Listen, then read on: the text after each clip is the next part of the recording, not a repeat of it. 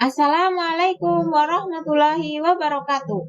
Perkenalkan, nama saya Nabila Modisa Putri, mahasiswa Universitas Terbuka, NIM 857591585.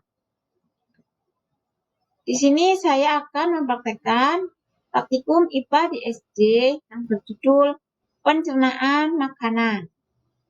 Dosen pengampu Bapak Rofik Priyanto, SPD, MM. Alat dan bahan. 1. Gambar sistem pencernaan. 2. Siapkan alat tulis. Prosedur percobaan. A. Perhatikan gambar sistem pencernaan yang terdapat pada lembar kerja di akhir modul. B. Urutkanlah sistem pencernaan tersebut mulai dari mulut. C. Tuliskan bagian-bagian tadi pada lembar kerja. D. Simpulan apa yang dapat diambil dari percobaan ini? Nah, sekarang kita akan masuk ke dalam pembahasan. Bagian-bagian utama sistem pencernaan manusia. 1. Bagian mulut. Bagian terdepan dari sistem pencernaan manusia adalah mulut. Pada bagian mulut terdapat beberapa bagian penting. Di antaranya adalah lidah yang berfungsi untuk merasa makanan, memposisikan makanan agar mudah dikunyah, dan membantu makanan untuk ditelan. Kedua, ada gigi yang berfungsi untuk mengunyah makanan yang dikonsumsi agar menjadi lebih halus dan lebih mudah dicerna. Ketiga, ada juga ludah yang akan membantu Anda menelan makanan dengan lebih mudah lagi dan juga berfungsi sebagai pelindung rongga mulut. 2. Bagian kerongkongan. Esofagus. Kerongkongan adalah lorong yang akan dimasuki makanan yang selesai Anda kunyah di antara rongga mulut menuju lambung dan melalui proses pencernaan yang selanjutnya. Kerongkongan atau esophagus bahasa ilmiah. Dalam melakukan tugasnya, melakukan gerakan yang disebut gerakan peristaltik yang membantu mendorong makanan yang sudah dikunyah agar masuk ke dalam lambung secara perlahan-lahan. Yang ketiga, bagian lambung. Lambung atau dalam bahasa ilmiah disebut ventriculus.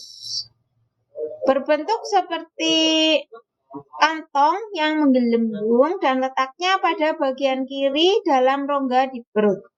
Lambung secara garis besar terdiri dari 3 bagian. Ia memiliki fungsi penting dalam sistem pencernaan. Salah satunya adalah menghasilkan asam klorida yang akan membasmi semua mikroorganisme yang ada pada makanan yang kita konsumsi. 4. Usus halus. Usus halus memiliki beberapa bagian, di antaranya adalah usus 12 jari, usus kosong, dan usus penyerapan. 5. Ada usus besar, adalah tempat sisa makanan kemudian berada dan nantinya akan dibusukkan menggunakan bakteri Escherichia coli sehingga ia bisa menjadi kotoran yang akan dibuang melalui anus. Yang keenam ada rektum dan anus.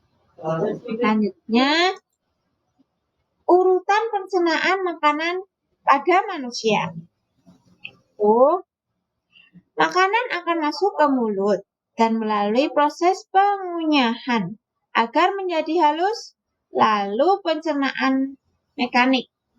Teruskan ke dalam lambung secara sedikit demi sedikit melalui kerongkongan. Setelah berada di lambung, akan Makanan akan dilakukan proses pencernaan kimiawi yang berkaitan dengan enzim dan lambung. Makanan akan berada dalam lambung selama kurang lebih 3 atau 4 jam. Setelah itu diteruskan ke usus halus.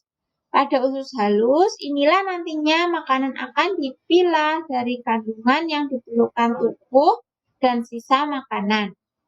Sisa makanan kembali diteruskan ke dalam usus besar dan diubah menjadi feses. Sedangkan kandungan makanan yang diperlukan oleh tubuh disebarkan ke berbagai bagian tubuh yang memerlukannya.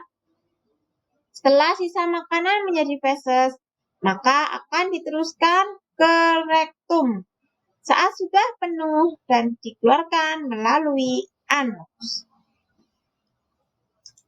Nah, kesimpulannya, sistem pencernaan manusia adalah sebuah sistem penting yang membantu manusia dalam mencerna makanan dan minuman yang dikonsumsinya menjadi zat yang lebih mudah dicerna oleh tubuh dan diambil berbagai kandungan penting di dalamnya yang bermanfaat untuk organ dalam dan bagian tubuh secara keseluruhan.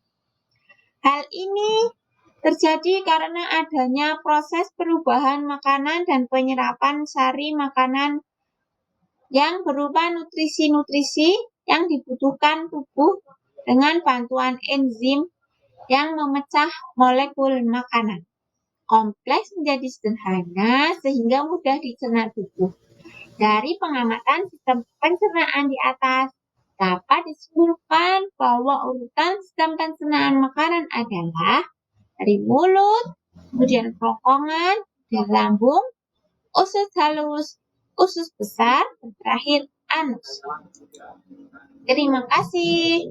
Semoga bermanfaat. Wassalamualaikum warahmatullahi wabarakatuh.